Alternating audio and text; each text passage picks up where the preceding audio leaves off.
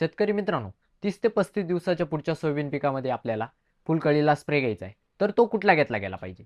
तर शेतकरी मित्रांनो, मी तुम्हाला 2-3 कॉम्बिनेशन सजेस्ट करणार आहे.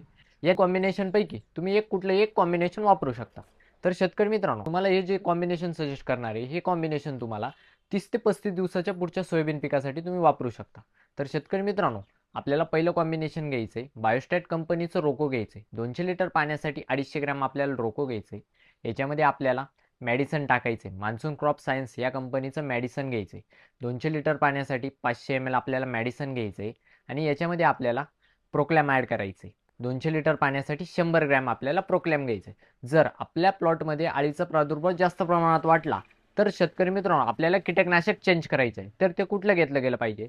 तर शेतकरी मित्रांनो आपल्याला कोराजन ॲड करायचं आहे. 200 लिटर पाण्यासाठी 60 ml आपल्याला कोराजन घ्यायचं आहे. प्रोक्लॅमच्या जागेवर आपल्याला कोराजन वापरायचं आहे. तसंच हे जर नाही अवेलेबल झालं तुम्हाला दुसरं कॉम्बिनेशन कोणतं घ्यायचं आहे? तर दुसरं कॉम्बिनेशन आपल्याला घ्यायचं आहे सिजंटा कंपनीचं फॉलिओ गोल्ड घ्यायचं आहे. 200 लिटर पाण्यासाठी 400 ml आपल्याला फॉलिओ गोल्ड घ्यायचं आहे. याच्यामध्ये आपल्याला टाटा कंपनीचं टाटा बार घ्यायचं आहे आणि याच्यामध्ये आपल्याला कीटकनाशक म्हणून प्रोपेक्स सुपर ॲड करायचं आहे. 200 लिटर पाण्यासाठी 250 ml आपल्याला प्रोपेक्स सुपर घ्यायचं आहे. हे झालं आपलं दुसरं कॉम्बिनेशन. जर शेतकरी मित्रांनो मी तुम्हाला हे तिसरं कॉम्बिनेशन सजेस्ट करतो. हे तिसरं कॉम्बिनेशन कोणत्या स्टेजला घेतलं गेलं पाहिजे?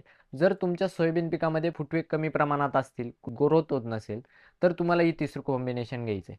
तर हे तिसरं कॉम्बिनेशनमध्ये आपल्याला सर्वप्रथम घ्यायचं आहे ICL कंपनीचं 11-36-24 घ्यायचं आहे. 200 लिटर पाण्यासाठी 1 किलो आपल्याला 11-36-24 घ्यायचं आहे. याच्यामध्ये आपल्याला प्रोक्लॅम ॲड करायचं आहे. 200 लिटर पाण्यासाठी 100 ग्रॅम आपल्याला प्रोक्लॅम घ्यायचं आहे.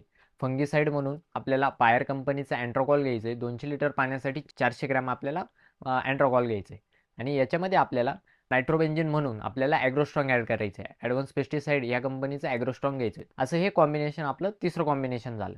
हे तुम्ही कॉम्बिनेशन जेव्हा आपल्या प्लॉटमध्ये जर ग्रोथ दिसत नसेल, फुटवे होताना दिसत नसतील, त्यावेळी आपल्याला हे कॉम्बिनेशन घ्यायचं आहे. हे 2-3 कॉम्बिनेशन हे केव्हा घेतले गेले पाहिजे? तर 30 ते 35 दिवसाच्या पुढच्या सोयाबीनला आपल्याला याची ही फवारणी घ्यायची. याच्याने आपल्याला काय होणार आहे? प्लॉटमध्ये आपल्याला फुलकळीची संख्या वाढलेली पाहायला भेटणार आहे. अळीवर नियंत्रण पाहायला भेटणार आहे आणि याच्याने पुढचं भविष्य म्हणजे फळ पोखरणारी आळी असेल, तसंच पाणी गुंडाळणारी आळी असेल, याच्यावर 100% आपल्याला नियंत्रण पाहायला भेटणार आहे. अधिक माहितीसाठी खाली माझा मोबाईल नंबर देतो, त्याच्यावर तुम्ही माझ्याशी कॉन्टॅक्ट करू शकता. धन्यवाद मित्रांनो.